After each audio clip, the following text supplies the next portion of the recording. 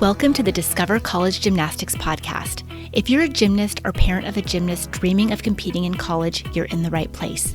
Each week, join me as I talk to college gymnastics and acro and tumbling coaches from across the country. They'll reveal what they look for in a recruit, what it's like to be a college athlete, and they'll talk about what makes their programs unique. All of this is presented in short, easy-to-consume episodes because, believe me, I know you're busy. If you're ready to jumpstart your college gymnastics dreams, you're in the right place. Let's get started. Today I'm speaking with Coach Kati Horstmann, head acrobatics and tumbling coach at the University of Montevallo in Montevallo, Alabama. Coach Horstmann is a former Baylor acrobatics and tumbling athlete, so she is used to a winning culture, and she is starting the very first inaugural season at the University of Montevallo for acrobatics and tumbling, which is super exciting. Coach Horstmann is very competitive, she's fierce, she's organized, but what really surprised me the most is she cares so deeply for her athletes. She creates this supportive culture where athletes aren't afraid to make mistakes, and you can tell her athletes are really thriving, and I think this program is really going to soar. I think you're going to love this interview with Coach Horstmann, so without further ado, here is my interview with Coach Kati Horstmann. Okay, Coach Horstmann, welcome to the podcast. Thank you for having me. So this is your inaugural year at Montevallo. This is their first year that you have acro and tumbling. It's a brand new program. Before we jump into all the nitty gritty about recruiting and your school and whatnot, what is one thing that you're excited about this season for your girls? I mean, really, we talk to them all the time about how they're making history here. I mean, acrobatics and tumbling as a new sport, they're already making history, but being able to be at the school that's so supportive and everyone here is just so excited.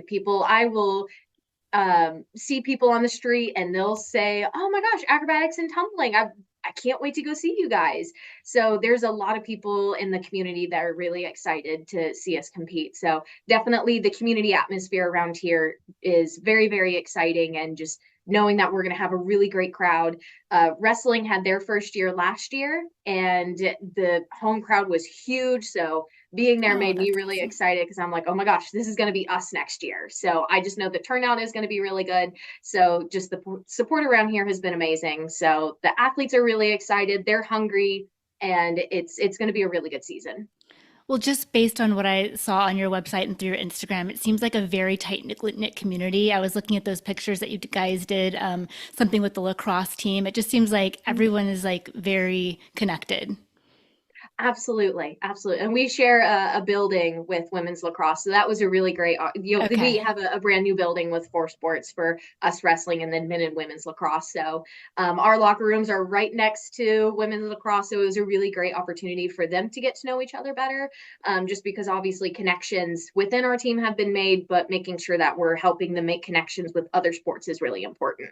I love that.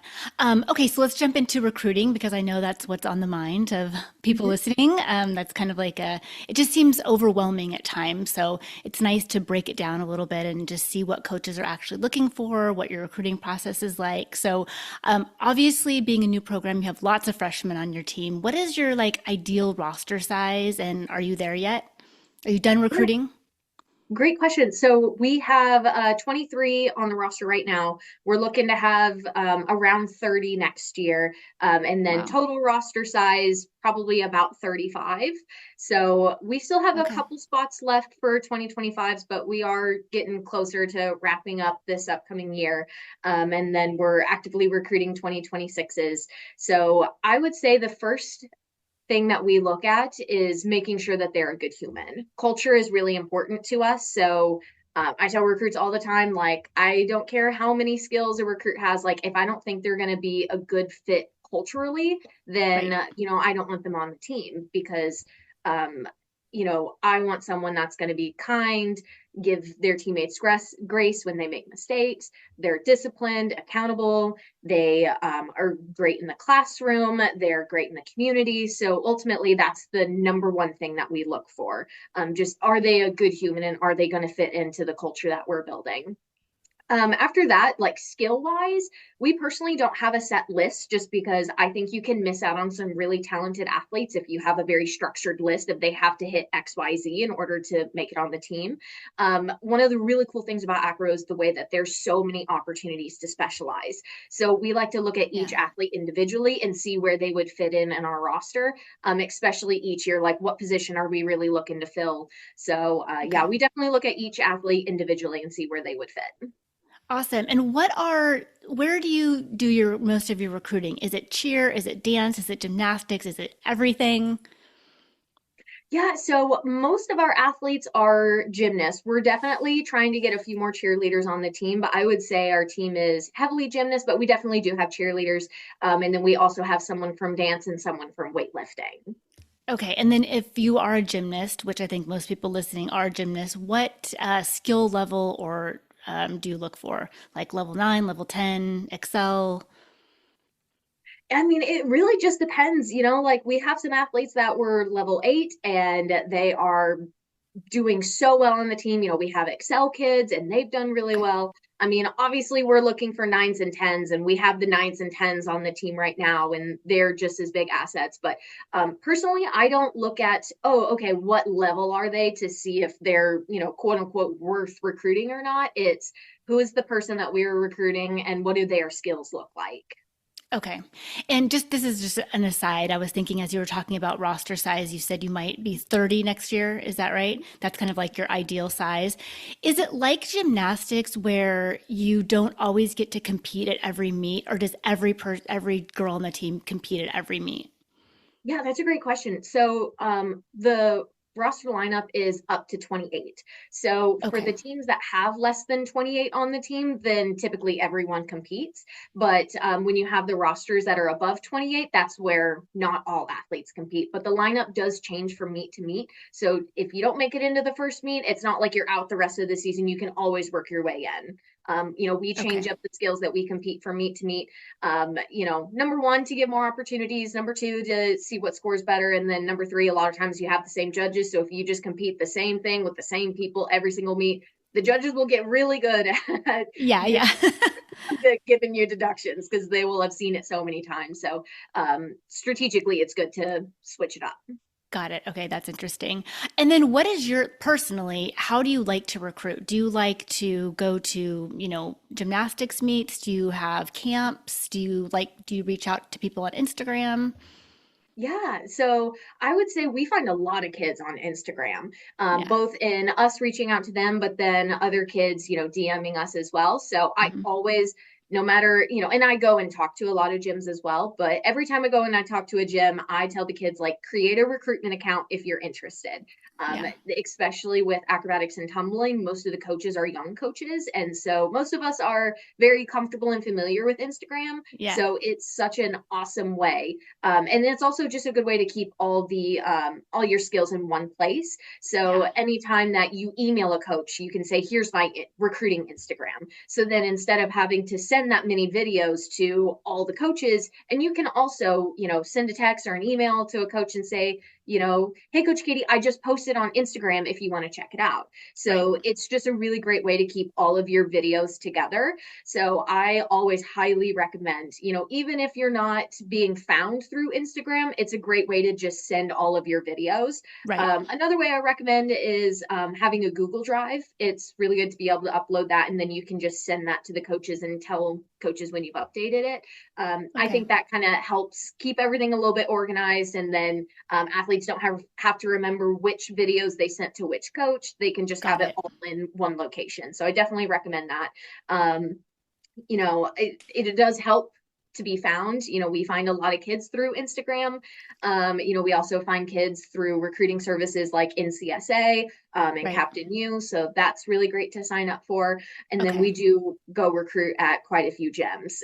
We like to go and watch a practice. And, we don't recruit at meets as much just because I really like going to practices, just because then I get Mhm. to see the kid in their home environment. I can see how are they Right. interacting with their teammates, how are they interacting with their coach. So I Right. feel like I kind of get to see more of the personal side of them a little bit more than just going to a meet when everything is super crazy. And then also Yeah. just it gives you more time to, talk to the kids after practice. And, versus when it's a meet, everything is so crazy and so hectic that, Right. it can be hard to catch kids. So I personally prefer going to practices.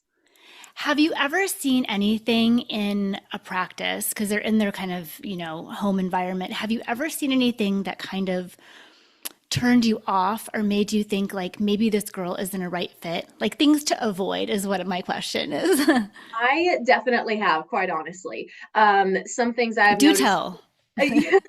So, first one that comes to mind is there was one time I was really impressed with the kid's skills, but I noticed when her coach was trying to talk to her and give her corrections, she just walked away from her coach like mid conversation. So Yeah. it's like, okay, well, clearly you're not listening to your coach. Kids that aren't taking as many turns, it's kind of like, all right, when Susie is over here and she's just repping it out, Yeah. then you have Sally over there that's, really taking her time in between turns. It's obvious who has the better work ethic. So that's Yeah. something that, I definitely pay attention to. And then also just how are they interacting with their teammates? And you can also see how their teammates are interacting with them. Like, are they excited to go see them? And, are they cheering for their other Yeah. teammates? So you can kind of get a vibe for how do they interact with the team. Yeah, my son is in the soccer recruiting stage, and I've heard coaches talk. He goes to some camps and stuff, and I hear coaches talk. And one thing that stood out to me one time, I'll never forget it, is how the athlete interacts with their parents when they see Yes, their that too. parents. And I'm like, they look at they watch everything, Hmm. which you don't want that kid that's going to blow off their parents or be a jerk to their parents. Yeah, absolutely. And that's another really good point and another great thing that we look at because it's like, all right, if you're being disrespectful to your parent, then, do you have issues with authority? Yeah, If you don't respect your parents, like are you going to respect the coaches? So all of that definitely gets taken into account. it all goes back to being the good human, like you said at first. 100%. I don't want to sign up for a headache. Yes, exactly. One last thing, going back to Instagram, are there any things that you like to see on an athlete's Instagram page? Anything that they should include, should not include? Yeah, I mean, if especially if they're trying to get recruited specifically for acrobatics and tumbling, including standing tumbling is really good. Especially if we're talking about it from a gymnast perspective, they'll post running tumbling videos, but Right. standing tumbling isn't as big of an emphasis in gymnastics. So taking the time to post some standing videos, whether Okay. that's a standing tuck, aerial tucks, even cartwheel tucks, a Hmm. standing total layout, just kind of seeing, all right, can you generate power without the running component? Right. So I would definitely recommend adding in standing tumbling and, also being able to see running tumbling not on the trampoline. Like, yes, we do like to see those because we get to see the progression, because obviously you're not going to throw, a brand new difficult skill on, spring floor the first day. So it's not Yeah. that we don't want to see, when you're using different like training apparatuses, but making sure that you are posting like just spring floor tumbling. So then we can Okay. see like, okay, like that's great that you're working your double full into a pit, but can you put that on the floor? Yeah. Yeah. Okay, good advice. All right, let's talk about a little bit about your school. So, a lot of people might not be familiar with Montevallo University in Alabama. What are some awesome things about your school? I mean, I mentioned the support and just the community around. Yep. I have never felt so supported by a school. Administration is amazing. They even told me that they had wanted to add acrobatics and tumbling for a while because our AD, Mark Richard, he was actually the AD at Gannon. And so he added Okay. acro to Gannon.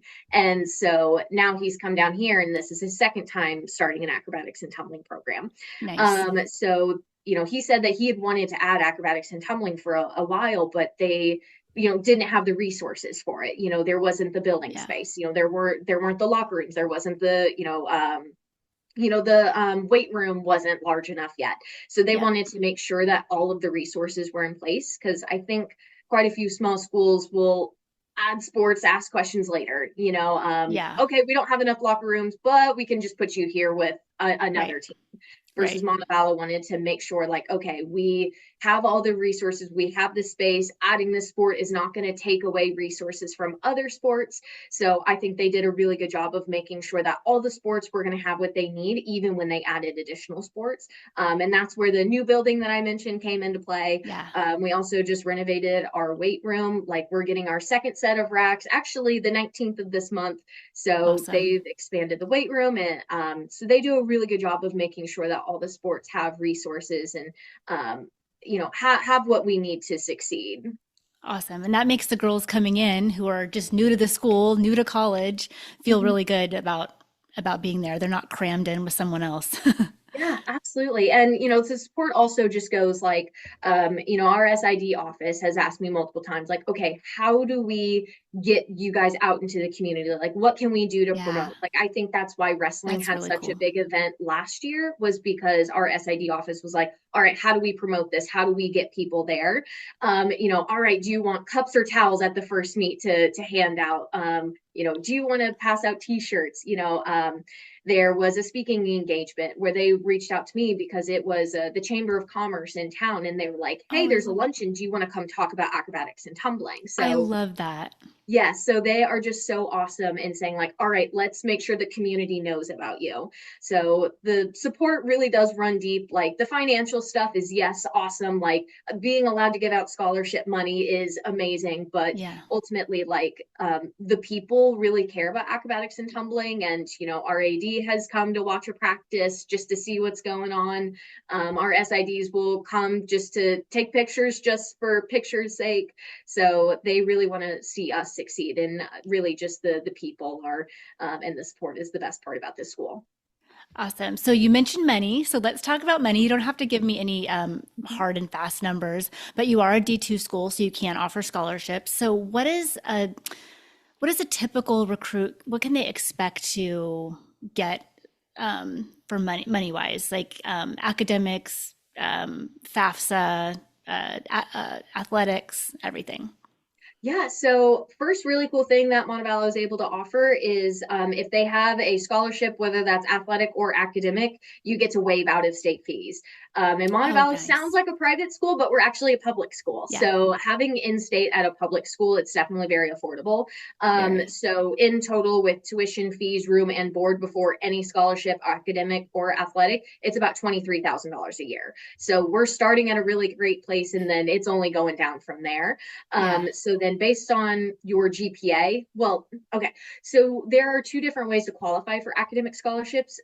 We are test optional, so you can qualify just based on GPA, or you can qualify based on test scores as long as you have a 3.0 GPA. Okay. So most of the kiddos are taking the GPA option. Yeah. So for our kids that have at least a 4.0 weighted GPA, that's cutting tuition in half, because tuition is about Awesome. $12,000 a year. And so having a 4.0 GPA gets you a $6,000 academic scholarship. So that cuts that in half.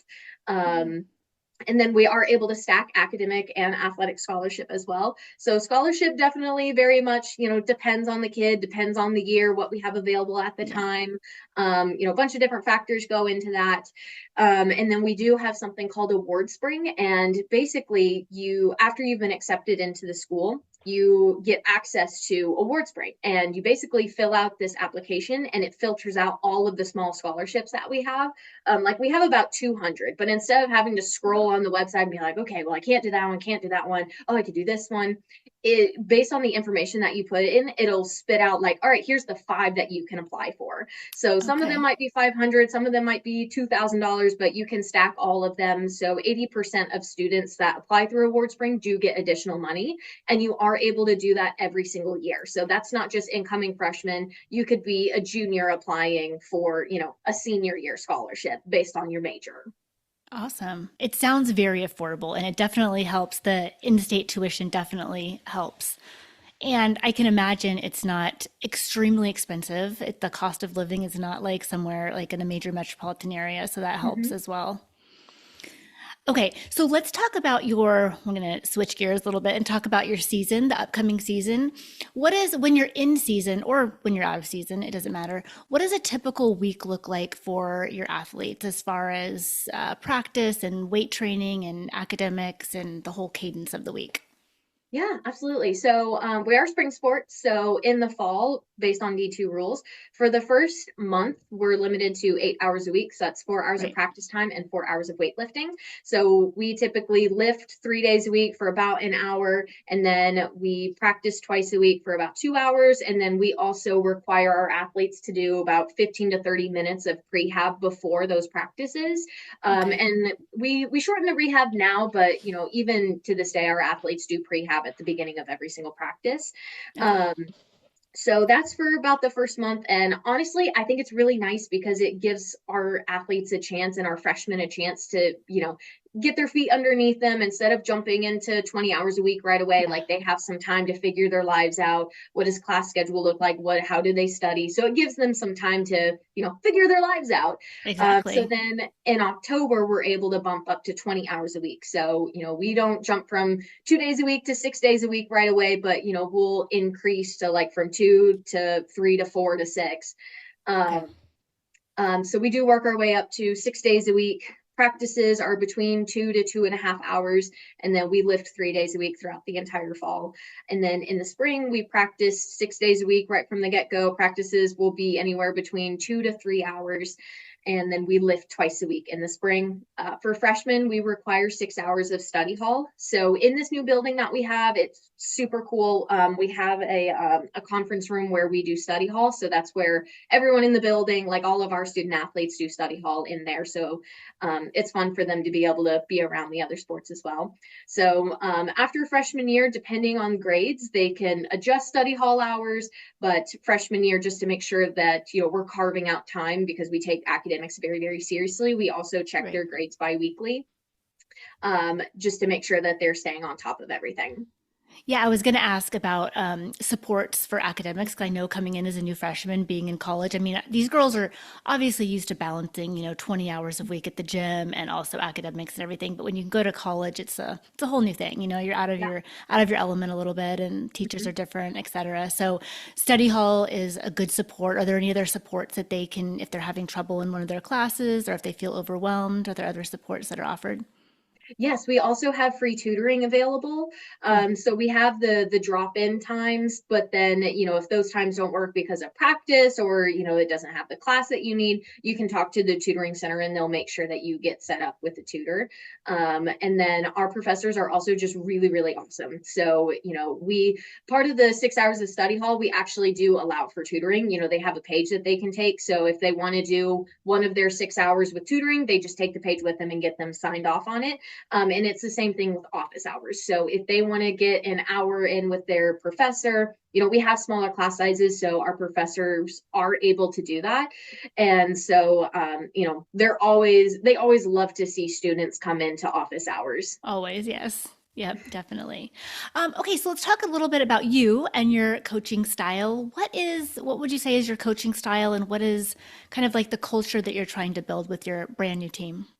Yeah, it's a great question. I wholeheartedly believe it's all about balance. I'm definitely a very structured, very disciplined person. I outline the rules and I stick to them. But then I also think it's really important to understand the human element of it. And sometimes athletes need some grace. Sometimes there's things going on that are outside of their control that they need a little bit of extra help with. And so I like to look at a case by case basis just to make sure that the athlete is getting what they need. But it also is important to then make sure that you're treating everyone fairly.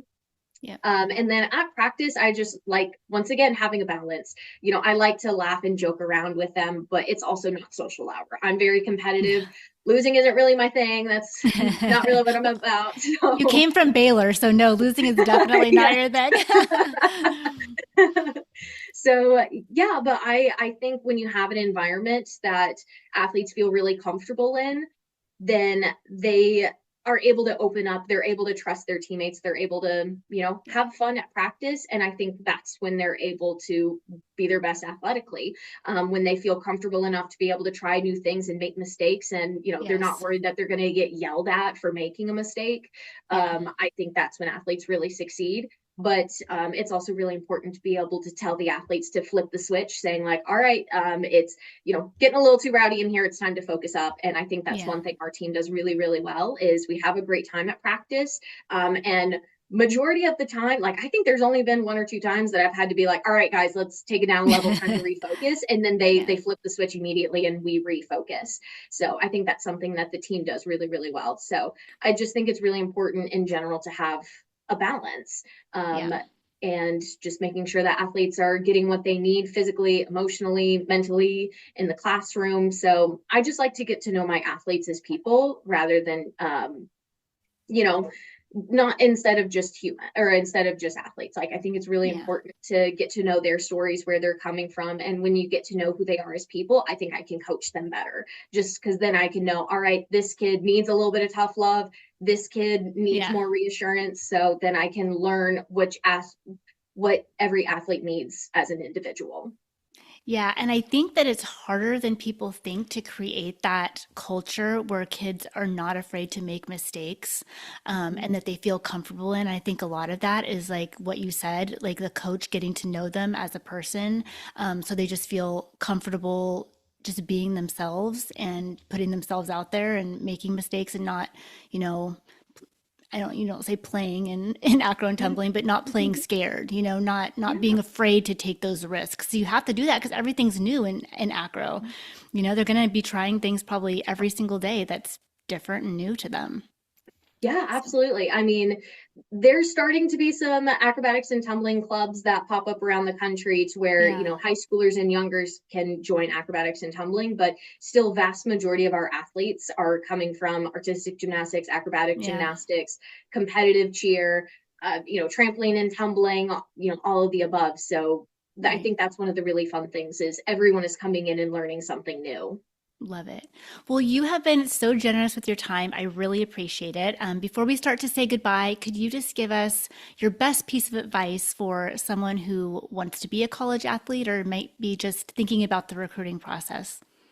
I think the biggest thing is to, have fun with it. I know it can be really stressful going through the recruiting process. You're in the middle of your senior year, you're stressing out trying to make sure that your senior season goes well, that you're keeping on top of your grades, and all of it can feel overwhelming, but really just taking some time to enjoy where you're at and enjoy the process, and getting to know different coaches and going on different campus tours and meeting different Yeah, teams. Like it's very fun. So yeah, allowing yourself to take some time to have fun, like yes, you want to stay on top of it with the recruiting process, but just taking a second to take a breath. And I think when you have that more comfortable energy, like that's more appealing to coaches as well.